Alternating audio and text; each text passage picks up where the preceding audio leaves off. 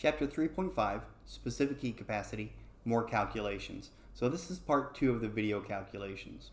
Let's get into task 3.14.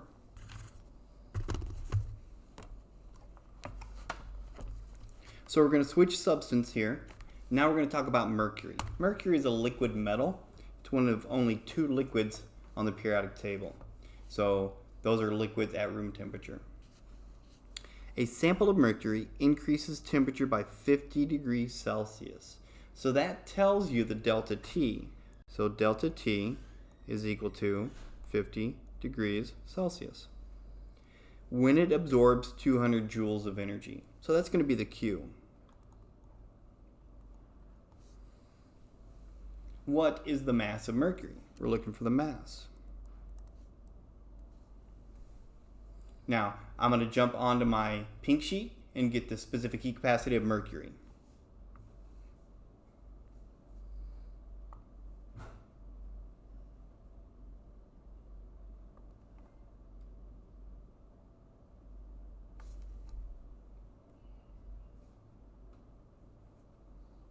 Okay, here's mercury. It's 0.140.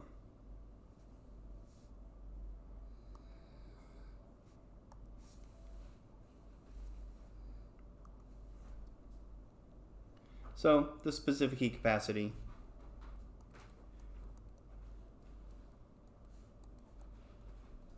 is 0.140 joules per gram degree Celsius. What's my equation? Q equals mc delta T. So there's my equation. Let's see what we have. It's absorbing, so that's positive 200 joules of energy. My mass, well, that's what I'm looking for. Specific heat capacity is 0.140, and my delta T is 50. All right, take out your calculator. I'm going to take 50 times 0.140 first. And I'm going to get a value of 7.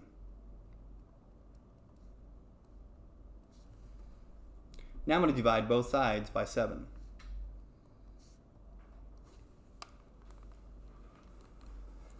So I get a value of my mass of 28.6 grams. Just rounded that to 1 decimal. Again, we'll get into significant figures at some point. So that's how much that mercury weighs. Now let's talk about zinc. What is the change in temperature? So in that case, I'm looking for delta T. When 200 grams, my mass, of zinc releases 1200 joules. Releases means negative energy. So my Q is negative 1200 joules. So let's look at my equation. Q equals mc delta T.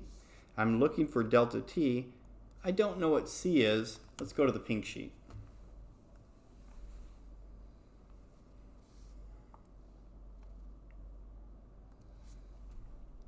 Again, we're looking for the specific heat capacity of zinc. Right there. 0.385. All right.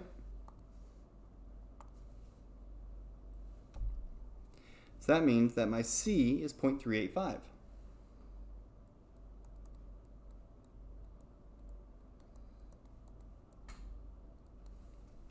Let's plug everything in. Our Q is negative 1200. That means we're releasing energy, which means that we should see a negative delta T. The temperature should go down. My mass is 200 grams. My C is 0.385.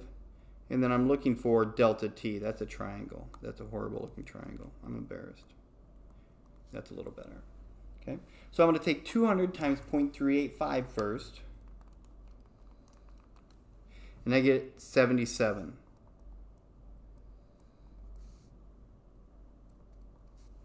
Now I'm going to divide both sides by 77.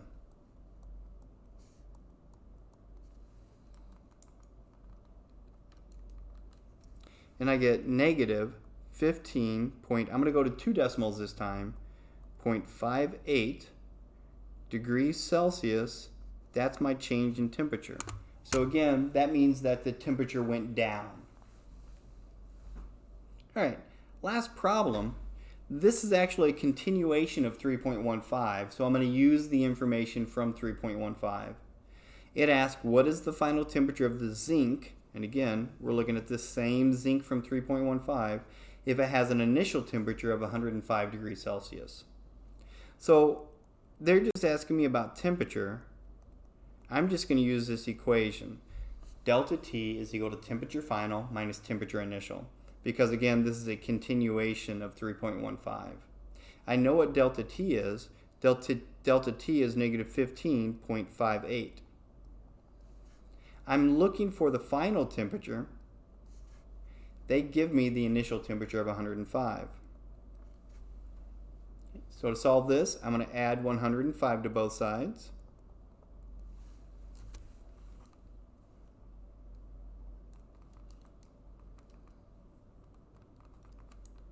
And I get a value of 89.42 degrees Celsius. And that's going to be my final temperature.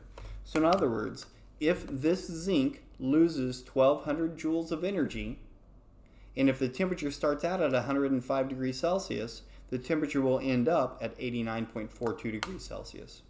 So there's some more specific heat capacity calculations.